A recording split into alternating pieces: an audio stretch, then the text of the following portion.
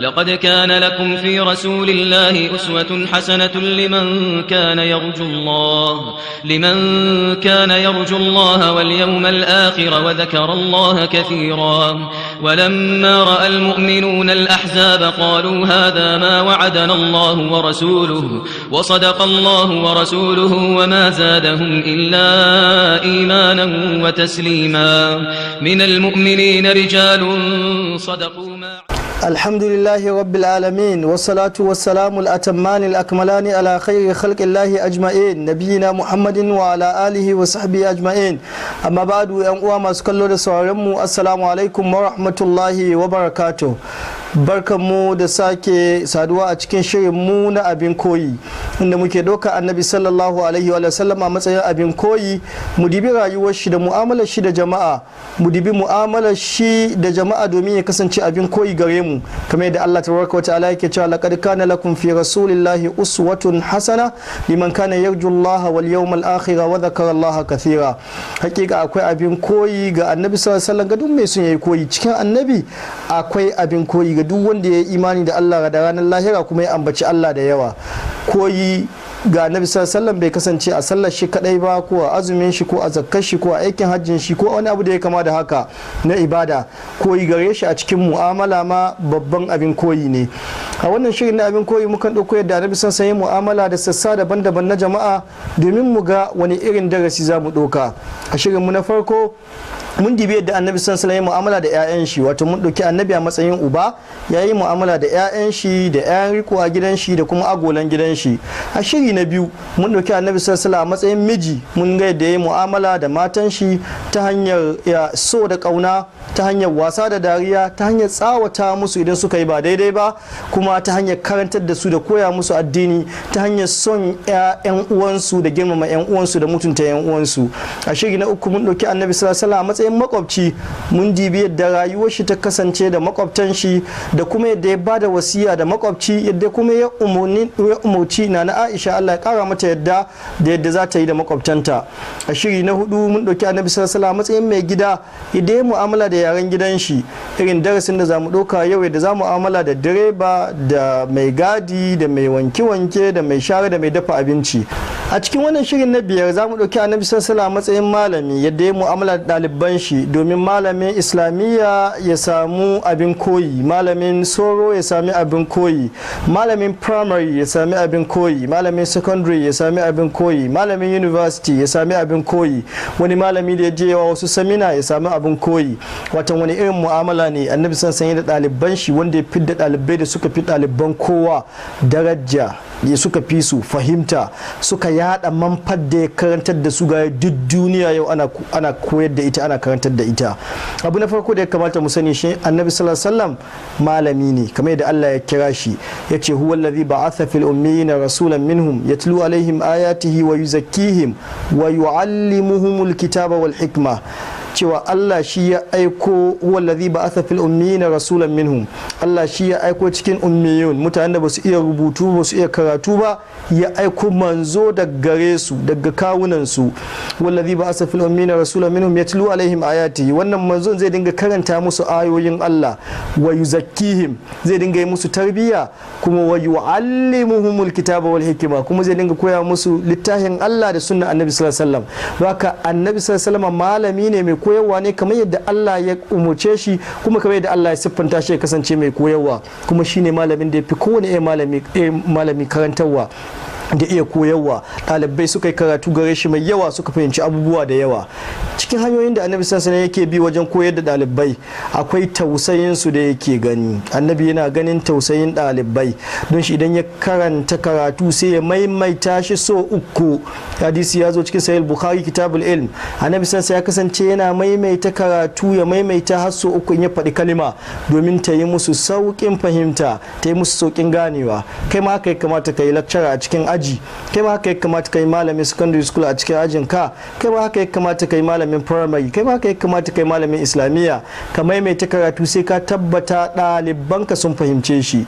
ta hakan sai ka zama malami irin manzon Allah sallallahu alaihi wa sallam. Cikin hanyoyin da annabi sallallahu alaihi yake bi wajen koyar da ɗalibai ne su fahimta karatu yayi albarka shine idan wani yayi kokari ya ansa tambaya, annabi na cewa kai kokari ya mai addu'a ya yaba mai, a yaba mu ce masha Allah yayi kokari. Inda ake tafi ne a tafi a musulunci ba a yabon tafi, ba abin kwarai bane, ba abu bane wanda yake ake siffanta mutanen kirki da shi, amma dai a wasu makarantun tafi ake, wata a shajja a ɗalibi a nuna mai kai abinda kai yayi kyau.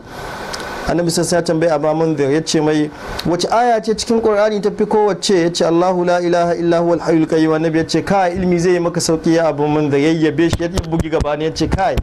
kokari Abu Munzir, ilmi zai yi maka saukin samu. Cikin hanyoyin da Annabi sai yake bi ga dalibai ne domin su fahimta, yana tambayar su kafin ya gaya musu, ya ce menene kaza, sai kowa ya ta tunani kaza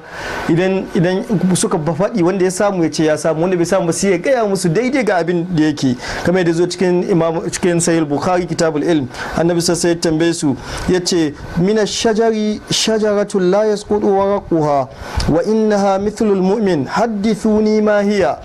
Sahabbai na zaune sai annabi ya ce musu cikin bishiyoyi akwai wata bishiya kamar mumini take,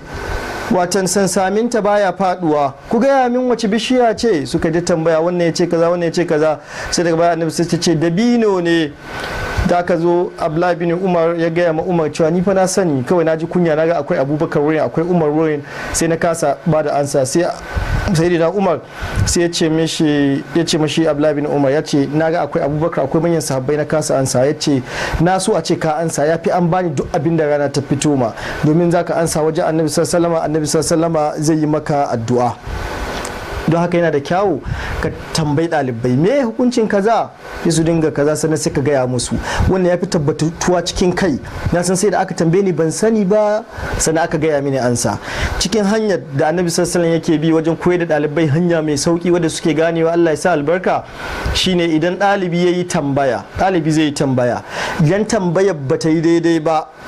tambaya ce mai amfani ne ba, sai annabi ya juya mai da abin da bai kunyatar da shi, ce wannan yace irin tambaya ce, wannan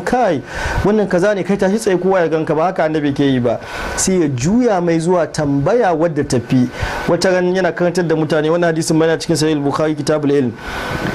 yana cikin karantar da mutane sai wani zo ya ce ai matasa ya rasulullahi yau za ta tashi alkiyama. Babu fa'ida ka san da za ta tashin kiyama, sai ka rasu, lokaci akwai saura, ka yi kusa amma dai ba yanzu bane lokacin da ka tambaye annabi sallallahu alaihi wasallam. Sai annabi sallallahu alaihi wasallam sai ya juya mai tambaya, sai ya ce ma za a adatta laha, ni kai tanadi matashin kiyama, don me kake tambaya? Sai ya ce ban da komai illa hubballahi wa rasuluhu, sai son Allah da manzon shi. Sai annabi ya ce mai almaru ma aman ahabba. Sai annabi ya juya mai, ya ce mutum yana tare da wanda yake so. Sai annabi ya juya mai daga yaushe za a tashin kiyama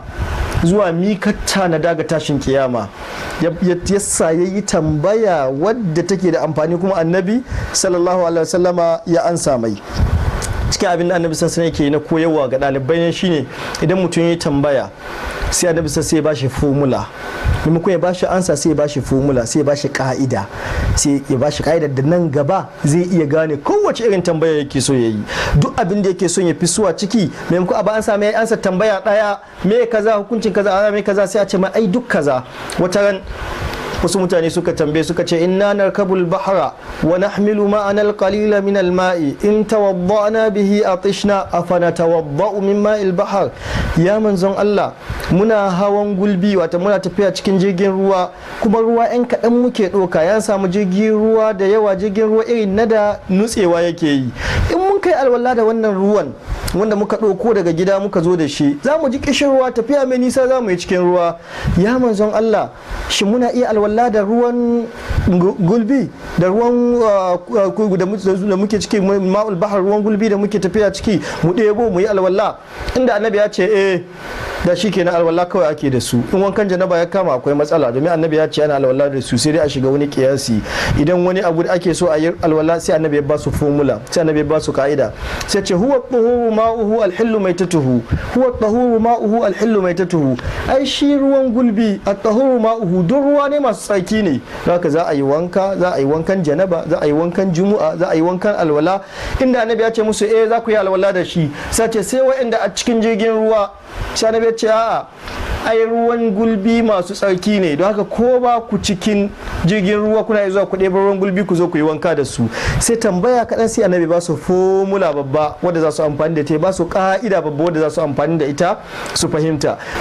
Sai annabi sallallahu kuma ya kara musu akan ruwan gulbi, bayan ruwan gulbi ya ba su ka'ida gaba daya cewa ai halas ne, ruwa ne mai tsarki ne, komai ana yi. Sai ce abin da ya mutu ci kuma halas ne, don za ku iya kuna cikin tafiya kuma da kuke bukatar ruwa, zai yi ku bukaci wani kifi ya mutu ya taso sama, kuna bukata ta ba ku san hukunci ba. Sai annabi ya ba su, kai ma kai kamata ɗalibin ka idan ya maka wata tambaya sai ka fi san mai da ka'idar take, yadda zai gane da irin wannan tambayar da wasu tambayoyi, domin sai ya kasance ɗalibi na kwarai nan gaba shi ma ya kasance malami. Haka nan wani ya tambaye annabi sallallahu alaihi wasallam, ya ce ma yalbasul muhrim, ya annabi wani irin tufafi mai ihrami zai sawa in mutum zai je aikin hajji, wadannan tufafi yake sawa? Da ya ce ga tufafin da ake sawa shikenan, in munin bai samu wannan tufafin ba gobe yana bukatar sai ya koma tambaya in ya samu su. Sai annabi sallallahu alaihi wasallam ya ce la yalbasul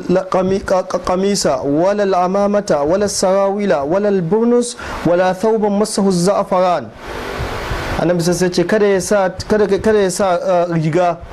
kada ya sa rawani, kada ya sa wando, kada ya sa riga mai hula hudi, kada ya sa wani tufafi da turare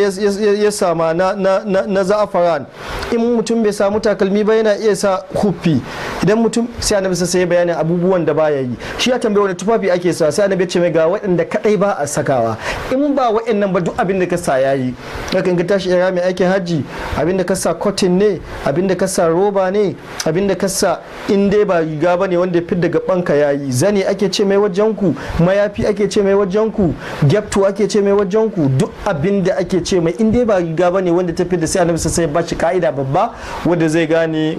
abin da ya kamata. Cikin hanyoyin da annabi sai yake bi na koyarwa